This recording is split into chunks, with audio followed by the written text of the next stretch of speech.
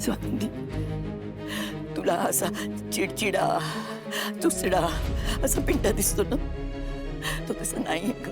त्याच्या आतमध्ये ना एक बाळ आहे, एक एक भेदलेलं कोकरू दडलंय ग, ज्याला स्वतःच्या आई वडील गेल्याचं दुःखही व्यक्त नाही करता आलं. स्वानंदी आजी, तुम्ही चला बसा बरं. या बसा, सावकाश. हळू. हा हो. अधिरावर मात्र खूप जीव आहे त्याचा. म्हणजे तिने कधी वडिलांना पाहिलं नाही ना, तिला वडिलांच्या जागी पिंट्याच होता ना. तिचा पण खूप जीव आहे त्याच्यावर. बाकीच्यांचं माहित नाही. म्हणजे तू आता म्हणालीस ना स्वानंदी, की माणसं परिस्थितीप्रमाणे वागतात. मल्लिकाला तर मी काय दोष देऊ का? म्हणजे पिंट्यावर तिने असा थेट आरोप कधी केलाच नाही. तिच्या डोक्यातून गोष्टी गेल्या नाही स्वानंदी. आणि ते सगळं ना तिने अंशुमन आणि अर्पिताच्या डोक्यात पेरलं ना. ते म्हणजे त्याचे थोडे मोठे होते ना अधिरापेक्षा, त्यामुळे आईचं ऐकलं त्यांनी. सगळं साहित्य मिळते, त्याची किंमत ठेवण्याची मॅच्युरिटी कधी आलीच नाही का त्यांच्यात. अधिरा सोडली ना तर खरं म्हटलं त्यांना पिंट्याला कधीच कोणी जीव नाही लावलं ग.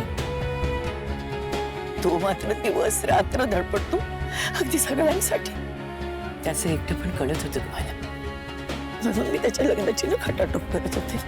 मला ना त्याच्या त्या जखमांवर फुंकर घालणारी, त्याच्यावर प्रेम करणारी अशी कोणतरी हवी होती.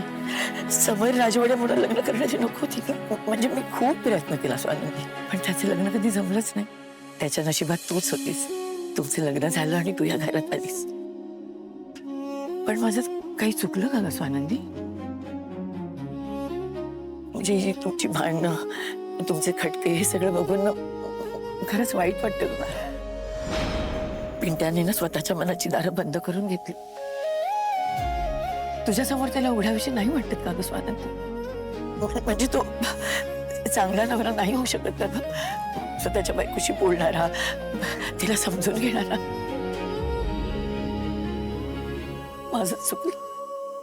म्हणजे मी नुकसान केलं ग तुम्हा दोघांचं. आजी काय बोलताय तुम्ही? असं नका ना बोलू.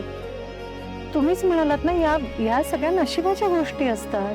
पण खरंच अगं, तुझ्यात ना मला चांगली सून दिसते ग.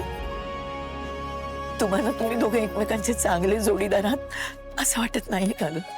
मला पिंट्याची काळजी वाटते का खरंच? ही सगळी मुलं ना आपापल्या मार्गाने निघून जातील, आपापल्या संसारात रमतील. आम्ही तर नसतोच ना या जगात. माझ्या पिंट्याला कोण सांभाळतात का? असं दुसऱ्यांसाठी असं कष्टच करत राहणार? त्याला प्रेम आहे सवलावं कधी मिळणारच नाही का ग?